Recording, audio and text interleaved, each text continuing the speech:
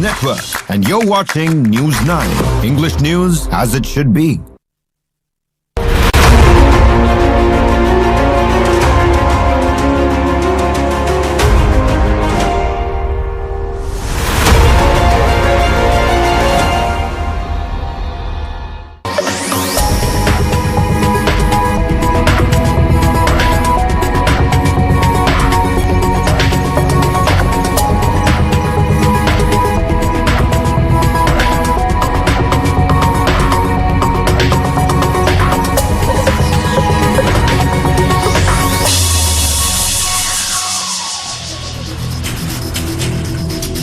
Hello and a very warm welcome. Thanks for tuning in to your favorite news destination. You're watching In Your Interest with me, Kabir Naqvi, and on the show and the segment tonight. This is, in fact, a cooler segment because tonight we're unveiling a game changer that's set to propel India's armed forces from boots on the ground to bots up there in the space. Picture this, ladies and gentlemen.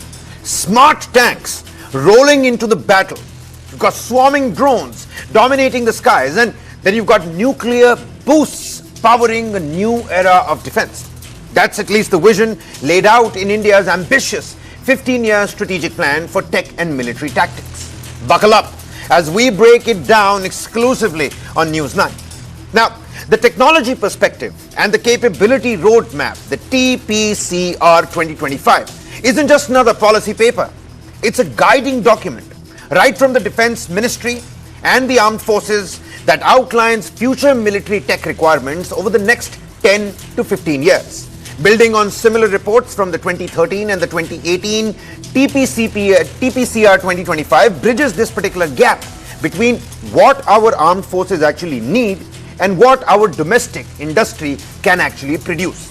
Aligned perfectly with, of course, the Atmanirbhar Bharat and Make in India initiatives. It's all about self-reliance in a world where emerging threats, we're talking about artificial intelligence, robotics, cyber and space warfare, battles that are redefining the battlefield.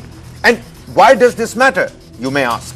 In an era of effect-based operations, in the military terminology, it's called EBOs, where precision and integration end up being the king. Developing complex platforms like advanced aircraft or submarines, it takes years and it takes massive investments. It's a public-private partnership that plays a key role. TPCR 2025 gives the industry a clear-cut view of where to pour your resources, whether it's R&D, whether it's manufacturing, whether it's partnerships, to ensure a faster induction of the next-gen capabilities and a stronger public-private defense ecosystem. Then again, let's zoom in on the ground game, where the next-gen armor is expected to transform the Indian Army, our boots on the ground. We're talking about cutting-edge technology that's straight out of a sci-fi thriller. First up is scramjet propulsion for hypersonic missiles. These particular beasts deliver long-range, high-speed strikes that outpace any adversary. And the scale? A whopping 500 units that have been planned. Then you've got the future tanks, integrated with the UAVs and the satellite linkages for seamless battlefield awareness. Imagine armored behemoths that think and coordinate like a hive and a mind. And target is to roll out around 1,800 of these superb tanks. Then there is high altitude, long endurance and medium altitude, long endurance UAVs, unmanned aerial vehicles. We're eyeing about 70 of these Eagles with ranges of up to 1,500 kilometers and altitudes soaring up to 60,000 feet.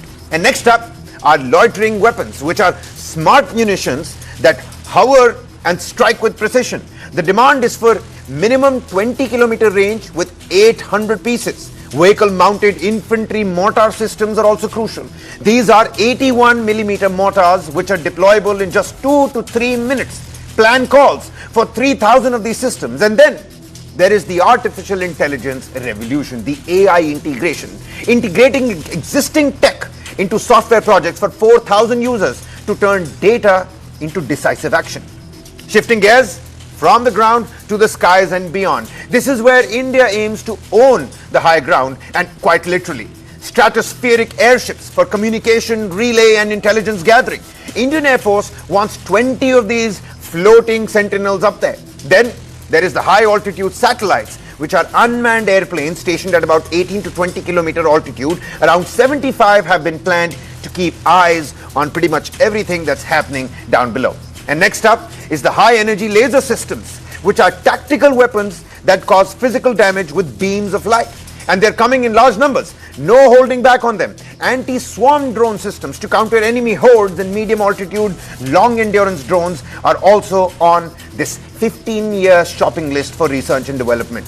And finally, a futuristic fleet has been envisaged for the Indian Navy. We're talking about nuclear-powered aircraft carrier with electromagnetic launch systems for heavier aircraft. Crucially, 10 nuclear-propelled surface ships are on the list, along with destroyers and frigates for a multi-role operations. 7 corvettes capable of both surface and underwater missions, and 20 underwater vehicles specializing in the anti-submarine warfare. These are also on the list. And at its core, this entire guideline, this 15-year military blueprint has twin goals. Number one, modernization by equipping our forces with cutting-edge tech to stay ahead in a volatile world. We've already seen what's happening in the Russia-Ukraine war theater and what's happening in West Asia. And the indigenization by slashing import dependence to build true Atmanirbhar self-reliance. The expected outcomes are crystal clear guidance for the industry to ramp up investments in the defense tech, accelerated rollout of capabilities, and a robust ecosystem where public and private sectors collaborate like never before. And which is why, with our expert panelists on the show tonight, the big questions that we're trying to decode. Can India's defense budget sustain this without crippling other sectors? What's the real cost of self-reliance? Can India's military transform fast enough to keep pace with the global technological leaps? Joining me here on the broadcast, Lieutenant General Sanjay Kulkarni, former DG Infantry. A very warm welcome to you, General. Air Marshal VPS Rana, defense and strategy expert, with us also here. Very warm welcome to you, Air Marshal. And Vice Admiral Shekhar Sinha, ex-Chief Integrated Defense Staff and Commander-in-Chief, Western Naval Command. Very warm welcome to you, Vice Admiral. General, let me begin with you very quickly. What did you make of this 15-year action plan that people are speaking about so highly? Because I'll tell you what, more than the military, the boots on ground realities, for the Navy it might be the strategic Indian Ocean push, and for the Air Force it could be the futuristic global power angle. But it all sounds so cool, doesn't it? Like these artificial intelligence integrated behemoth tanks that are rolling around with their minds connected to each other. We're really changing the domain of battlefield per se. And I think the timing is also right. Kabir, thank you very much, and good evening to the fellow panelists. First and foremost, let me tell you, technology is primarily to enhance the future warfare. And in that context, capacity building takes time. Intentions can change overnight. We've had one TPCR in 2013, 18. We saw a part of it, how in Operation Sindhu, less than 90 hours, how the adversary can just be, they totally get paralyzed. So that is the effect of the TPCR. And for next 15 years, primarily because all of it, it's hundreds of billions of dollars, it's capital intensive, it's technology, it's high-tech technology, whether it's artificial intelligence, whether it's involvement of satellites, whether it is involvement of lasers, nuclear, anything and everything is high-tech, capital intensive. Obviously, the government cannot afford to have all of it. And therefore, the involvement of the private industry, involvement of the R&D of the private industry, the ability to be able to see how we can break this up into 5 years, how the money can come, from where would it come, even be able to tell to the private industry what is the requirement. Like you rightly brought out, if you require 500 of these light tanks, if you're requiring only 10 of this particular aircraft carriers and a particular, then each one of them know what is the requirement, how long does it take to manufacture, how long does it be able to pay. Any platforms made in India can be upgraded in India, and that's a huge advantage, because otherwise you're perpetually dependent on somebody. We've learned a lot from the Russia-Ukraine war. You find in the Russia-Ukraine war how the Ukrainians have been able to make unmanned, combat vehicles. Number of them, not one, 75 of them, and different versions. How artificial intelligence could be co-opted into it. How we could ensure drones, anti-drone systems. How can we get into a completely new revolutionized, it is not necessarily a contact warfare that always happens. You really you rightly said, boots and bots, both of them are equally essential. And it is in that context that we are able to tell to the industry, we are able to convey to all of them Right. that this is our requirement for the next 15 years. And so better get prepared, better improve your technology, better improve your R&D, make your capacity rise, make your capabilities available, so that slowly and steadily, should something happen, preparation is the best form of defense. You cannot afford to be, as I keep saying, capacity building takes time, and all of it requires intentions can change overnight. Did we know what would happen in Pahalgam? Did we know that Operation Sindoor would be launched? So nothing is known, and in this world where the world order is on a crossroad, we really need to be Atmanirbhar. That indigenization, that capacity that we can stand on our own feet within our own constraints, I think Absolutely. is very important. And the government has General, if I may, document General, which we General, should go through for if I may, yeah. the past, TPCRs that you mentioned as well, how is the TPCR 2025 truly and really different from what we've seen in the previous editions? See, the earlier ones did tell you what is required. It also obviously when moment corporatization of the ordnance factories was done, that was the first step that is required. You wanted private industries back. We wanted the MSMEs to come up. That is why those two defense corridors came up in that context. It is we knew how to go about it. And in that, now the emphasis is on technology. Emphasis is on space, artificial intelligence, cyber, information, laser, of it, and how to utilize that to enhance and to be able to combat the future warfare. It is in that context, whether it is maritime, whether it is air, whether it is the army, anything and everybody who's into this field now knows that this is the future requirement, at least for the next 15 years. Can we cope up with it? And all of it to be delivered within the time frame. The most important thing is the time frame. If all of this is acquired and not done for Viksit Bharat, what is the use? If you're looking at Viksit Bharat 2047, we do not have too much of time. And therefore, in that context, it's very important that how the future warfare will be fought, how the non-contact warfare will be there, what would be the role of technology, Absolutely. all of it. That is why it is different from 2013 and 18, and laying down a clear, a perspective, a roadmap which could be divided into 5 years each, and therefore it's a 15-year roadmap to be able to do what we call it is the technology, perspective, capability roadmap. So that TPCR is only with that purpose in mind. All right. And General, before I move on to the strategic Indian Ocean push with the Vice Admiral and Air Marshal can help us understand the futuristic global air power that we're looking at. Out of all of these, and I know all of these are absolutely important, but when you're talking about the future tanks, the light armored tanks, you've got the UAVs, you've got the loitering munitions, unmanned aerial vehicles, robotic counter-improvised explosive devices, vehicle-mounted infantry, mortar systems. Which one of this? You've got the next-gen anti-tank guided missiles. Which one of these is the real game changer of this list? And whilst you're answering that, General, are we keeping in mind the immediate needs of the infantry and the actual boots on the ground? Yes. See, the loitering ammunition, the drones, the anti-drones, the acquisition of information, be able to see for long distances, surveillance, anti-tank guided missiles are concerned, light tanks are there, artillery is there. All of them, everything is important. And to be able to cope with, even the tanks will just not be a tank. It will be able to be connected to satellites, be able to acquire a target, be able to fight. So whether it is 5 kilometers, whether it is 15 kilometers, all of it. So therefore, the boots on ground feel more competent, feel confident. Yes, they can take on and they know what the enemy is about. Right now, it's only what the eyes can see. Tomorrow, not just the eyes, but it will be at least up to 15 to 20 kilometers. Absolutely. Connected to satellites. Getting absolutely time-bound information of what's happening. So in that context, definitely there is no, but technology is one, but there's physical fitness, mental robustness, be prepared to fight on ground, all of it has to be kept in mind. Technology only enhances be able to fight better in future time frames. All right, Vice Admiral Sinha, let me come to you next because I'm itching to talk about this N-propulsion aircraft carrier, sir. A nuclear-powered aircraft carrier and 10 nuclear-propelled warships, all on the roadmap and our shopping list. How transformational would this be for our maritime strategy in the Indian Ocean? And when you're talking about security, let's not undermine the crucial and the major role that the Indian Navy played, given Operation Sindoor as well. Well, thank you, Kabir, for getting me on your show. And good evening to my fellow panelists. This come back to the short discussion on TPCR. Now, this TPCR is made not only by service headquarters, the DRDO, the ISRO, they're all involved in this. And we have, the Defense Space Agency, we have Defense Cyber Agency, they all form part of this. And they give you a 15 years perspective, meaning that what are the threats that they are expecting in the next 15 years and where is the technology going? And what is our threat perception? Then they ask the service headquarters to meet this threat perception, what do you need? So service headquarters with collaboration with the DRDO and ISRO, they come to these conclusions, and Ops Sindoor has thought of lot of things.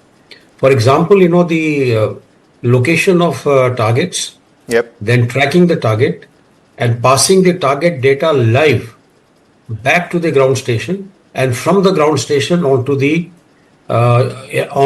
weapon systems, and thereafter launch of missile, the missile guided by the input from satellite navigation, which our Navik has done pretty well in the last war, and then in fact right up to the target. So it is not only sensor to shooter, it is from satellite to target. So I wish to call that by this name. So that is number one. Coming back to this maritime domain, look, we have a circle which has got a diameter of 3,000 kilometers roughly, and this area needs to be kept under surveillance.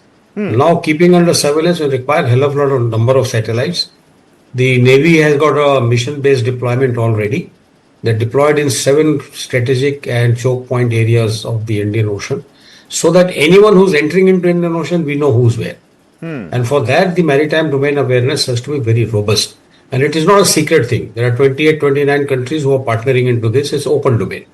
But however, with whom we have intelligence sharing 2+2 mechanism of agreement, with them, we also have not only white shipping, but also for grey shipping data. Because we need to know the adversary ship. That is more important as far as warships are concerned. Now, what do you need? Now, what you need is that you should be able to identify that which one is a threatening contact, a submarine or a ship or an aircraft over the Indian Ocean, 3,000 kilometers of radius. So what I would say is that once you know that it is a threat, it has got the intention of coming and hitting you. Because don't forget the ships at sea. 90% of the ships are merchant ships who are engaged in what is called the innocent passage, and they are what is called the global commons. They do the commons for their own country. You just can't go and hit anybody. So therefore, identification. So this is going to deplete the collateral as well, Vice Admiral. There's going to be less collateral. You cannot hit. The IMO regulation is very clear. The ships which have got innocent passage, which all ships have got, till they are a threat to your country, till the government declares that that country is belligerent, because it can lead to a big economic warfare which may not end.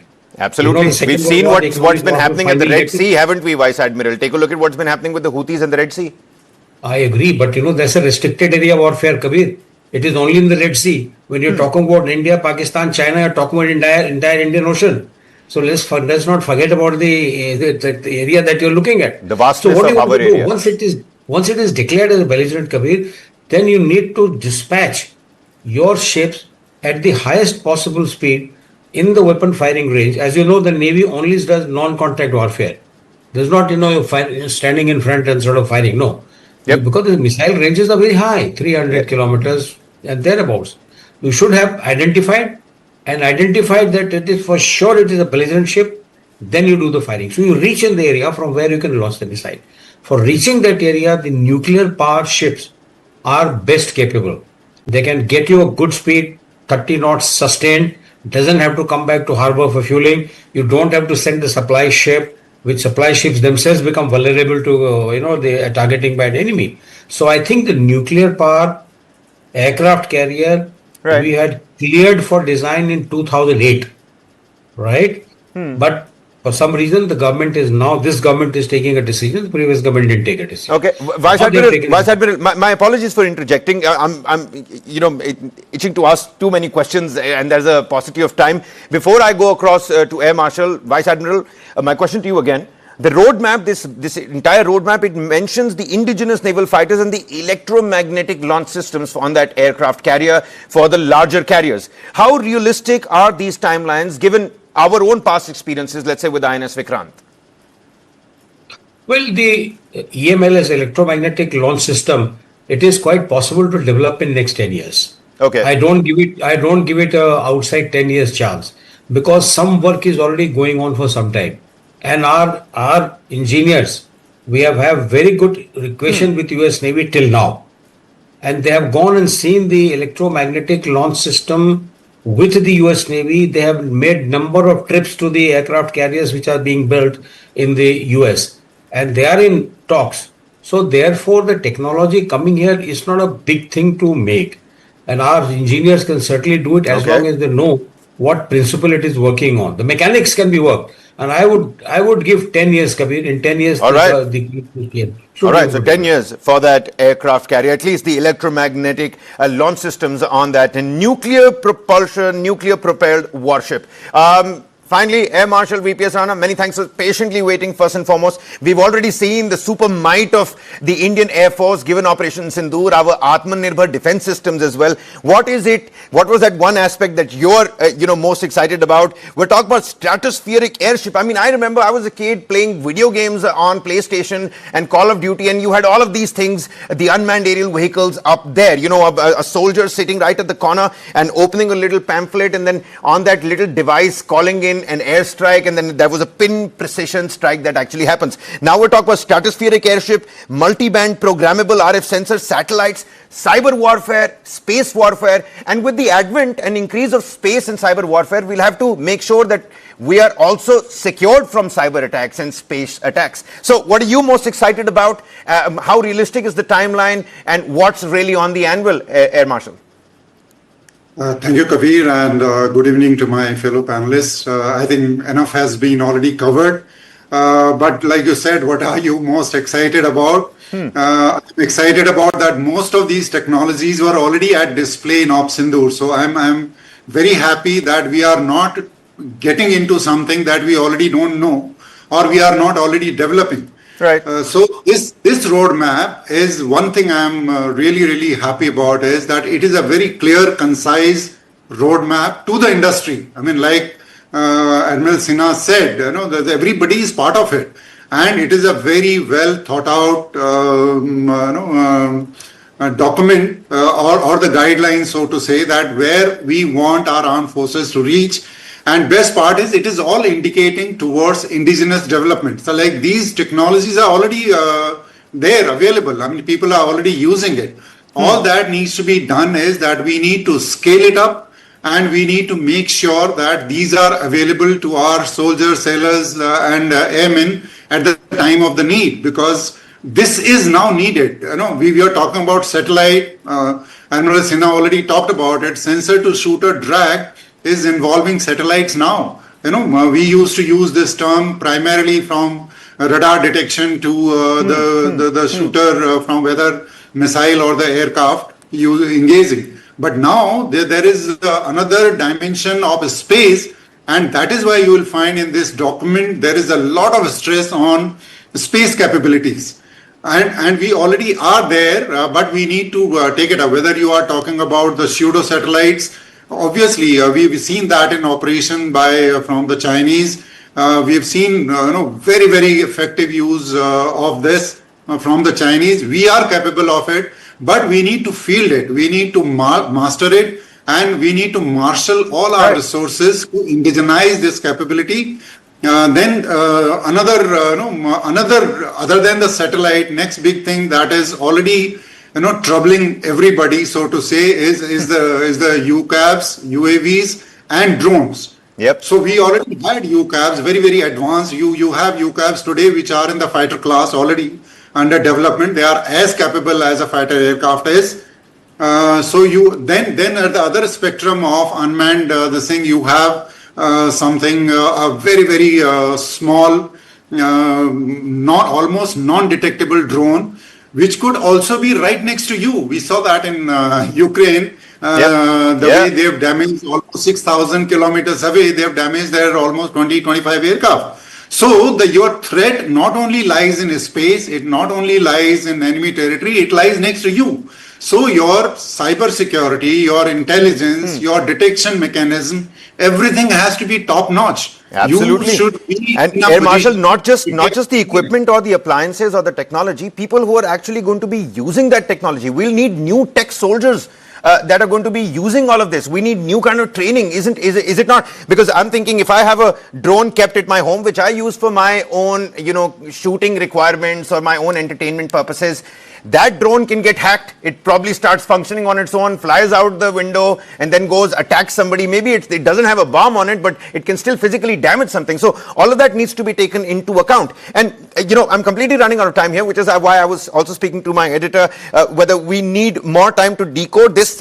Thankfully, I have all the war veterans from the tri-forces telling me exactly what they are excited about at this point in time. General Kulkarni, let me quickly come back to you for some precision guided questions. The army is set to induct these 1800 next-gen tanks, and some of them are the 400 light tanks for mountainous warfare. Is this finally going to address our problem of the armored gap in Ladakh, let's say, against China? Yeah, Kabir, see, the light tanks equipped with anti-tank guided missiles is definitely a thing, because we have loitering ammunition capability, precision ammunition capability, connecting with satellites, and be able to do information, be able to counter it. So very important for anything and everything is be able to detect, identify, destroy, protect yourself also. So shoot and scoot capabilities, all that from ranges from 5 kilometers to going up to 50 kilometers and beyond. So all of it is required, and very essential that once we know what we require, the private industries and the government can chip in to ensure that the capability enhancement is done, and all that we require for future warfare is manufactured in India. So it is indigenization and modernization and keeping pace and enhancing whatever we are doing within India. Yeah. All right. And finally, Vice Admiral, with China rapidly expanding, and I completely run out of time here, need a very brevity-prone answer. With China rapidly expanding its naval presence, is India's ambitious 15-year plan enough to keep up pace? There is catch-up that we're playing, but is our plan ambitious enough? Yeah, very much. It's quite ambitious. I would say that naval forces, by and large, at the moment, they are slightly better prepared, because the ships are indigenous, the submarines are indigenous, the nuclear submarines are indigenous. Weapon systems, by and large, about 80 to 90% are in collaboration, but it is being manufactured in India. So replenishment and war wastage reserve, it is slightly easier to meet. So I think that this is good. But I must tell you that your viewers must know, China has got about 600 satellites over Indo-Pacific, and they have launched 267 in last 1 year. Wow. Out of which 67 are capable of ISR, intelligence, surveillance, and reconnaissance. And they are the ones who are actually looking at entire Indian Ocean all the time. There are no gaps. Because, otherwise you have to wait for the, And we now need to tackle them on their own game. On their own game. By the way, they also have satellite shooter in the orbit. They can shoot another satellite by either laser or by electronic warfare, or even by, the explosives. So it's not that you got 10 satellites and you're safe. You have to match that fellow, or you must have the ability to shoot that satellite. And I think this TPCR is matching that fellow. I've completely run out of time here. Thanks to all the war veterans, General, Air Marshal, and of course, Vice Admiral. Many thanks for joining us here on the broadcast. Can we turn this vision into victory? That's the big question. And I think we're going to continue discussing this on News9. You've been watching In Your Interest on News9. Many thanks for watching.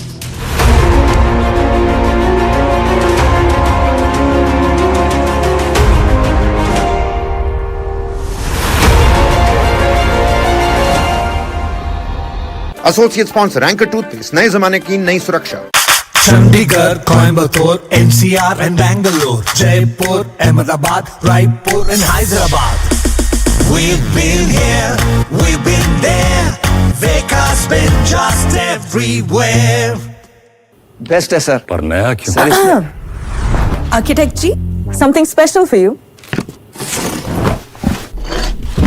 Birla Opus assurance देने के लिए। ऐसा क्या है इसमें? इसमें है advanced quality. 1 साल में पेंट को कुछ भी हुआ तो पेंटिंग वापस करके देंगे। वापस करके देंगे। वो भी फ्री। क्वालिटी पे इतना कॉन्फिडेंस, इसीलिए बिरला ओपस अश्योरेंस। रजिस्टर करो birlaopus.com पर।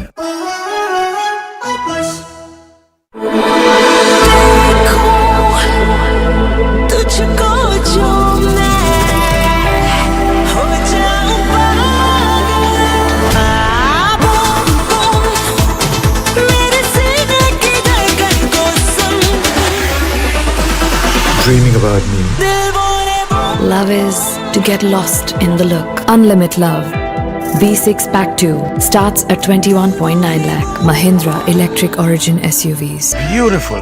18th century और अभी तक चल रही है. ज्यादा नहीं चलेगी. कुछ कहा? Prominence नहीं. Prominence. Wow. Original. या स्पेन से लाए थे. वहीं छोड़ा थे. Prominence नहीं है ना? Prominence? मैं कहना चाह रहा था कि Prominence नहीं है. Prominence मतलब Prominence Windows. इसमें है highest weather resistance और घर को रखे safe from termites, seepage, dust and noise. Prominence for the world you deserve. Breaking news. Major disruption is expected this week. Yes, disruption confirmed. That's me. Relax. No scams. Just my brand new show, News Caustic with Cyrus.